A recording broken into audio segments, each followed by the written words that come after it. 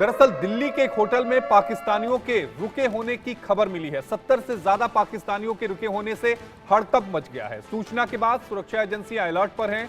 Hotel के आसपास paramilitary force को तैनात किया गया है। दिल्ली के पहाड़गंज का यह पूरा मामला है। जो तस्वीर में आपको होटल नजर आ रहा है, दरअसल इसी होटल में 60 से ज्यादा जो पाकिस्तानी नागरिक हैं वो इस होटल में मौजूद थे, जिसके बाद आसपास होटल के आसपास पैरामिलिट्री फोर्स को तैनात किया गया है। दिल्ली के पहाड़गंज का यह पूरा मामला है। तो दिल्ली से इस वक्त की एक बड़ी खबर आपके टीवी स्क्रीन पर 70 से ज्यादा पाकिस्तानियों के होने की खबर है और सूचना मिलते ही हड़कंप मच गया है।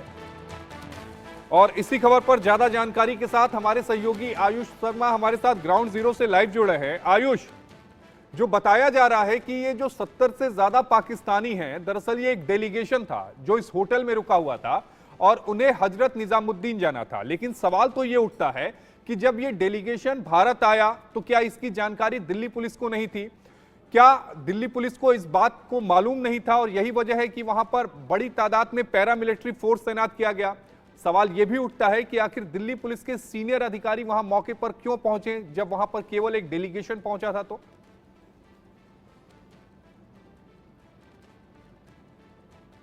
आयुष, आपको मेरी आवाज आ रही है?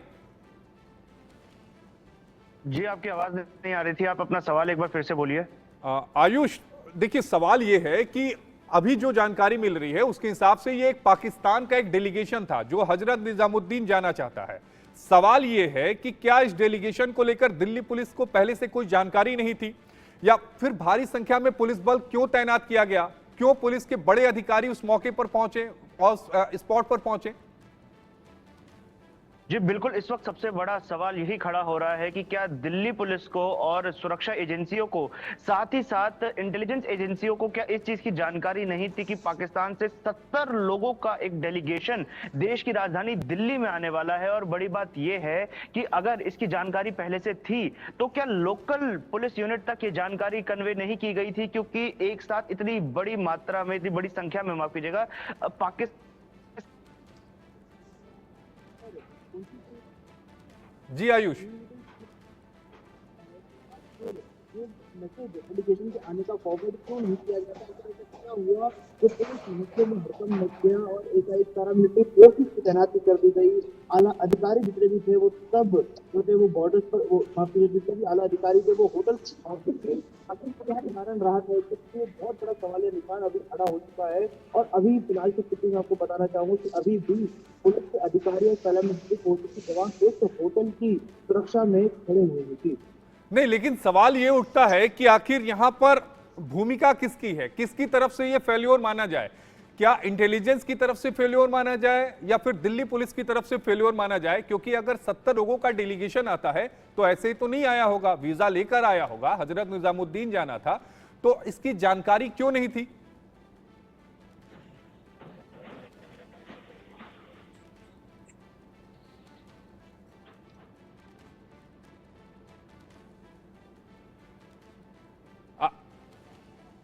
आयुष, आपको आवाज आ रही है? आयुष के पास हम लौटेंगे, लेकिन इस वक्त की बड़ी खबर आपकी टीवी स्क्रीन पर दिल्ली के एक होटल में 70 से ज्यादा पाकिस्तान के लोगों के रुके होने की खबर है। सूचना मिलते ही हड़कंप मच गया। पैरामिलिट्री फोर्स को वहां तैनात कर दिया गया। दिल्ली पुलिस के बड़े अधिकारी वहां पर पहुंचे और जब वहां पहुंचे तो यह पता चला दरअसल ये पाकिस्तान का एक डेलीगेशन है जो हजरत निजामुद्दीन के लिए आया था और वहां पर उन्हें विजिट करना था। अब सवाल यह उठता है कि आखिर इतना बड़ा डेलीगेशन भारत आता है, उस डेलीगेशन के आने की खबर क्या दिल्ली पुलिस को नहीं थी? क्या उस डेलीगेशन की खबर जो थी वो खुफिया एजेंसियों को नहीं थी? अगर थी तो उसकी जानकारी क्यों नहीं पहुंचाई गई? सूचना के बाद अलर्ट क्यों जारी किया गया? आसपास पैरामिलिट्री फोर्स क्यों तैनात की गई? हालांकि दिल्ली पुलिस की तरफ से इस पूरे मसले पर जवाब आना बाकी है। अब देखना यह होगा कि दिल्ली पुलिस क्या कुछ कह रही है। आयुष, दिल्ली पुलिस की तरफ से कुछ कहा गया क्या इस पूरे मसले को लेकर?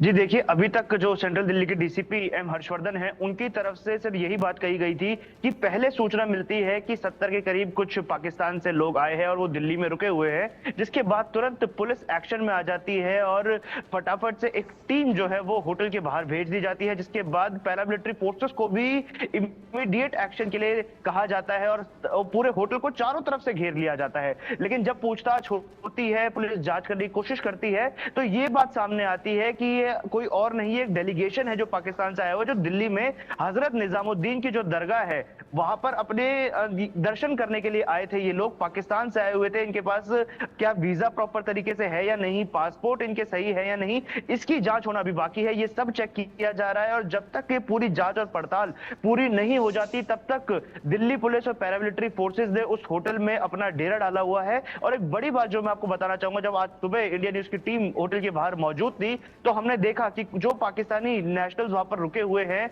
जब वो लोग बाहर जा रहे थे, चाहे किसी निजी काम से जा रहे हो, किसी दुकान पे कुछ खरीदने जा रहे हो, तो उनको साथ में सिक्योरिटी में एक दिल्ली पुलिस के जवान और एक पैरामिलिट्री फोर्स के जवान के साथ जाना पड़ रहा था। यानी कहीं भी उन्हें अकेले जाने की इजाजत फिलहाल नहीं आयुष, एक बड़ा सवाल ये उठता है कि ये डेलीगेशन कब से आया हुआ था और इस डेलीगेशन की आने की क्या खबर आईबी के द्वारा, इंटेलिजेंस के द्वारा क्या दिल्ली पुलिस के साथ इसका मतलब है साझा नहीं की गई थी, तभी उन्हें इस बात की जानकारी नहीं है।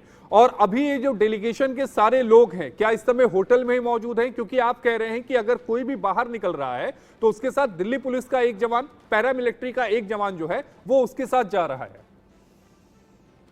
जी बिल्कुल, बता दें कि ये 1 या 2 दिन हुआ था इन लोगों को आए हुए, जिसके बाद पुलिस को सूचना मिलती है कि बहुत ही बड़ी संख्या में पाकिस्तान से कुछ लोग दिल्ली के पहाड़गंज के एक होटल में रुके हुए हैं, जिसके बाद दिल्ली पुलिस तुरंत एक्शन में आती है। हालांकि सवाल निशान अभी भी खड़ा हो रहा है कि जांच एजेंसियों के ऊपर, इंटेलिजेंस एजेंसीज के ऊपर, कि क्या लोकल पुलिस को, लोकल नहीं आयुष, एक यहाँ पे मैं आपको रोकूंगा। आपने कहा 1 या 2 दिन, 24 घंटे का अंतर बहुत होता है। दिल्ली पुलिस क्या कह रही है, 24 घंटे या 48 घंटे?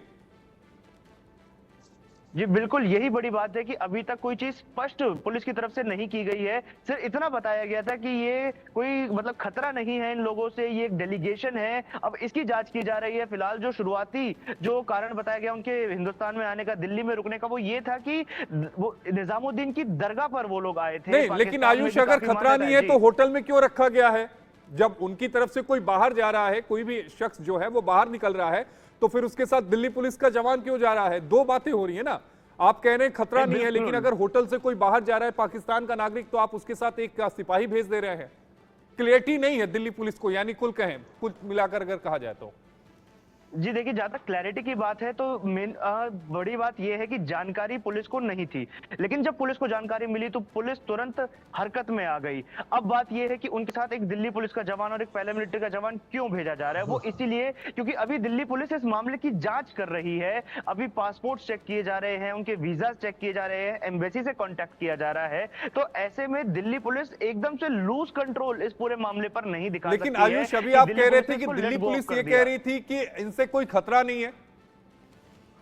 जी बिल्कुल, खतरा नहीं है ऐसा कहा गया है, लेकिन इसको लूज होल्ड नहीं दे सकते हैं पूरे मामले को, क्योंकि 70 से ज्यादा पाकिस्तानी नेशनल्स है और लोकसभा चुनाव देश में चल रहा है। लोकसभा चुनाव के मद्देनजर हर छोटी एक्टिविटी पर कड़ी नजर रखना दिल्ली पुलिस का काम है। लगातार दिल्ली पुलिस के हेडक्वार्टर्स में भी मीटिंग होती रहती है, जिसमें जॉइंट सीपी लेवल के अधिकारी, डीसीपी लेवल के अधिकारी मौजूद रहते हैं। दिल्ली पुलिस फिलहाल लोकसभा चुनाव को लेकर अलर्ट है। 1 महीने से भी कम का वक्त बचा है जब दिल्ली में लोकसभा चुनाव होने हैं, उससे पहले कोई भी लापरवाही पुलिस बरतना नहीं चाहती है। नहीं, लेकिन आयुष, एक सवाल आपसे और लूंगा। आप कह रहे हैं कि दिल्ली पुलिस पूरी तरह से अलर्ट है, लोकसभा के चुनाव हमारे मुल्क में चल रहे हैं, मुझे इस बात का अच्छी तरह से अंदाजा है, लेकिन आप ये भी तो कह रहे हैं कि 48 घंटे से ये पाकिस्तानी नागरिक दिल्ली में थे और दिल्ली पुलिस को हवा नहीं थी।